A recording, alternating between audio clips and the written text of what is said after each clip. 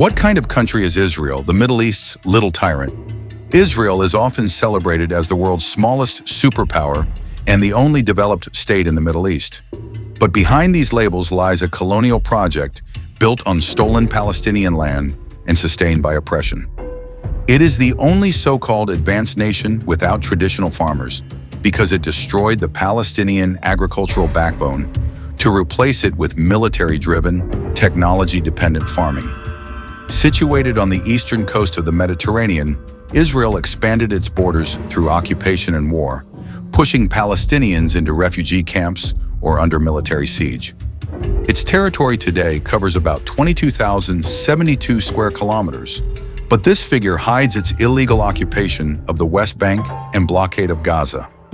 In the north, snowy Mount Meron rises above 1,200 meters, while in the south, the Negev Desert stretches across more than half of Israel's land, much of which was emptied of Palestinians through forced expulsions and massacres during the Nakba of 1948.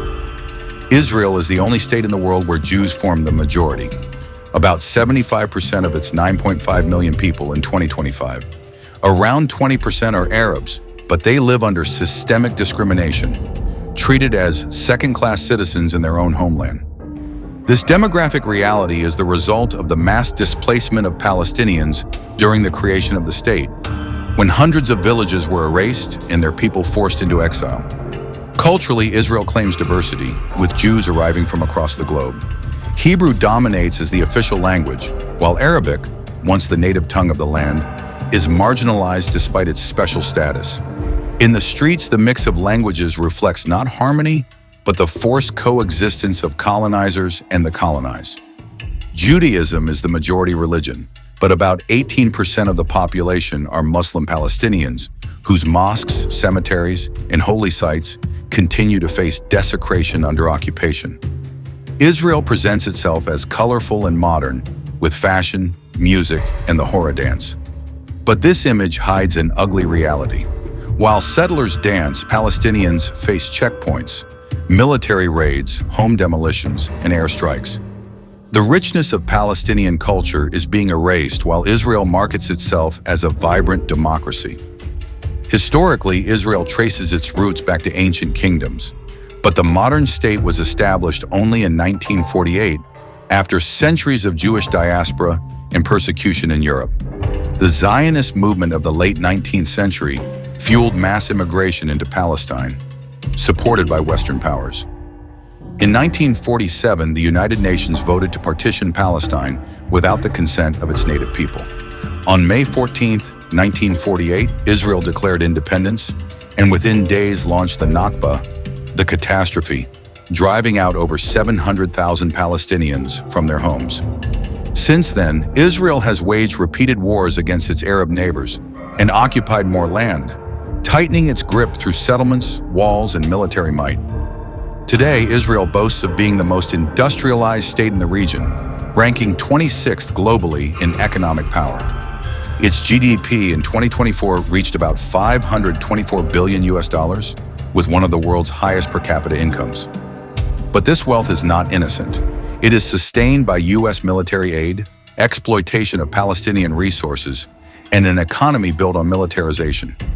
Israel is home to over 80 NASDAQ-listed companies, many in cybersecurity, biotechnology, and defense.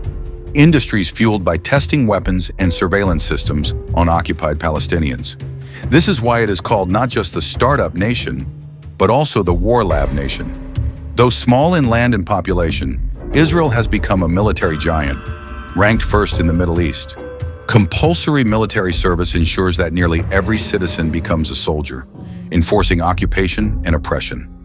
Its much-praised Iron Dome and drone technology are not merely defensive tools. They are weapons of control used in repeated assaults on Gaza and Lebanon. Israel's military doctrine is preemptive strikes, attacking before being attacked, a policy that has justified countless bombings, assassinations, and invasions under the name of security. Israel also promotes its education system as one of the best in the world, with 90% of students going on to higher studies and an emphasis on critical thinking. But what is left out is the systematic denial of education to Palestinians, with schools in Gaza bombed and universities in the West Bank raided.